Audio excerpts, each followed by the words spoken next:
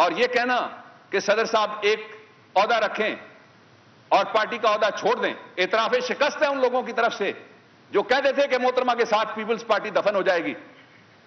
آصف علی زرداری کی قیادت نے بتایا کہ پاکستان پیپلز پارٹی سیاست کا وہ ہمالیہ پہاڑ ہے جسے کوئی سر نہیں کر سکتا کمائی کا لال۔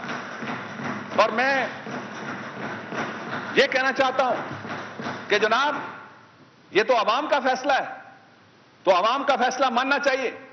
جب کہتے ہیں آئین سپریمیسی اس کی ماننی چاہیے، پارلیمنٹ کی بالادستی ماننی چاہیے، آئین کی بالادستی کیا ہے؟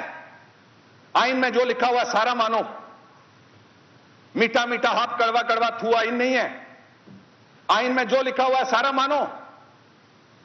آئین میں لکھا ہوا ہے کیا کہ سیاسی جماعت کا سربراہ نہیں ہو سکتا صدر۔ ایک اور اعتراض صدر پاکستان کے حوالے سے کہ جناب کوئی پارٹی میں کوئی کمیٹی، کور کمیٹی کیوں بنائی جائے؟ کیا یہ بھی بحث کرنے والی سیاسی بلوغت کا اظہار کرتی ہے یہ بحث؟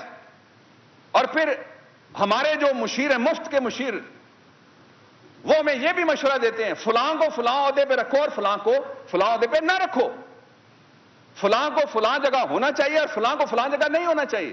میں سمجھتا ہوں ladies and gentlemen, this is time of maturity. Nusrat صاحب، یہ تو ان کے وہ تھا جو کہ باقاعدہ جب سرکاری ٹی وی نے ان کی تقریر کو کٹ کیا اور یہ ہم نے ریکارڈ کر لیا، لیکن اس سے پہلے ابتدا میں ہی انہوں نے ایسے 3-4 جملے کہے جو کہ ایک طرح کی ریہرسل تھی کہ 25 تاریخ کو جناب بابر اعوان صاحب کو طلب کیا گیا ہے سپریم کورٹ آف پاکستان میں بطور وزیر قانون، وہ آ کر بتائیں کہ سوئس کیسز کے اوپر کیوں رکاوٹ ڈالی جا رہی ہے اور اس کو کیوں نہیں لکھا جا رہا ہے سوئس اتھارٹیز کو۔ انہوں نے جو کہا میں تھوڑا سا وہ بھی شیئر کرنا چاہتا ہوں تاکہ معاملات کو آگے چلا سکیں۔ انہوں نے کہا کہ ایک تو احتساب سب کا ہونا چاہیے، مقدمات بھی کھلنے چاہیے، لیکن یہ کہ عدالتیں یہ دیکھیں کہ احتساب کسی ایک کا ہونا چاہیے سب کا۔ ایک تو انہوں نے باضابطہ طور پر یہ عدالت کو ایک سجیشن دی ہے۔ وہ کہتے ہیں کہ احتساب سے ڈرتے نہیں ہیں، خوفزدہ نہیں ہیں، بھاگنے والے نہیں ہیں، ہمیں ڈرایا جا سکتا ہے، نہ کوئی جمہوریت کو رخصت کر سکتا ہے۔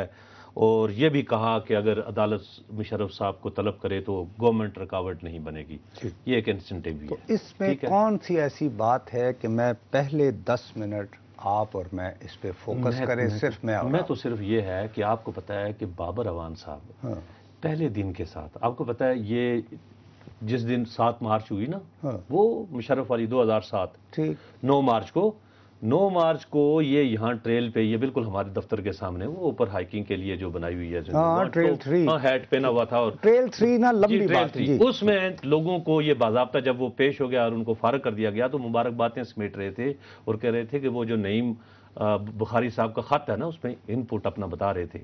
اس دن سے لے کے آج تک supreme court of Pakistan, high judiciary, جتنی بھی آپ دیکھیں کہ ججز کو تقسیم کرنے کی بات ہو، ججز کی بحالی میں رکاوٹ ہو، تھوڑا سا پہلے نمک مر جو ہے وہ فاروق اچ نائک صاحب لگاتے تھے، وہ چلے گئے اب چیئرمین سینٹ بن کر، اللہ اللہ خیر صلاح، وہ درمیان میں سے ہٹ گئے۔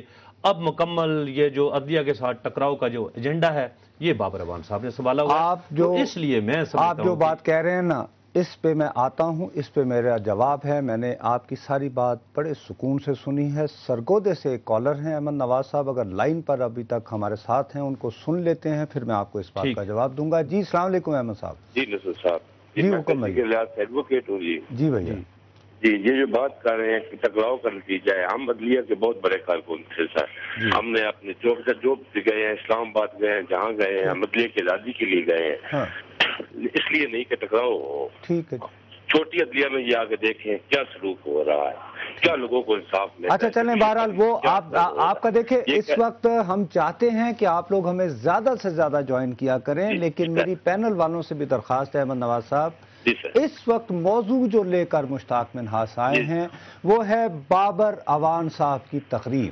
تو آپ کی بڑی مہربانی، آپ کا پوائنٹ ویلڈ، بات میں سمجھ میں آ گئی، تو میں جی انہوں نے جو موقف پیش کیا اس کے آپ کیا کہتے ہیں احمد؟ اچھا وہ ڈراپ ہو گئی ان کی کال۔ مشتاق صاحب عرض یہ ہے، میں جو آپ سے کہنا چاہتا ہوں میرے پیارے بھائی، وہ جو انہوں نے، میں بابر اعوان صاحب کا کوئی بہت بڑا مداح نہیں ہوں، انہوں نے ایک لفظ کہا مفت کے مشیر۔ یہ میں آپ کو منڈے کے دن کہہ رہے تھے جب آپ مجھے گنوا رہے تھے کہ فلاں کا رحمان ملک کا پیپلز پارٹی سے کیا تعلق، اس سے کیا تعلق، اس سے تعلق، میں نے کہا جی آپ کون ہو؟ یہ ہیں پیپلز پارٹی کے، وہ جسے مرضی رکھیں، جسے پیا چاہے وہی سہاگن، میں نے یہ لفظ کیا تھا نا سر۔ دوسری بات یہ ہے کہ یہ تقریر تم نے خود پہلے یہ کہا ہے کہ جناب صرف جب اگر وزیر اعظم صاحب ایوان میں کھڑے ہوتے ہیں سینٹ میں یا قومی اسمبلی میں، اس وقت ہمارا سرکاری ٹیلی ویژن اس پہ کٹ کرتا ہے اور ہم لوگ بھی باقی جو پرائیویٹ ادارے ہیں اس سے لیتے ہیں، ٹھیک ہے؟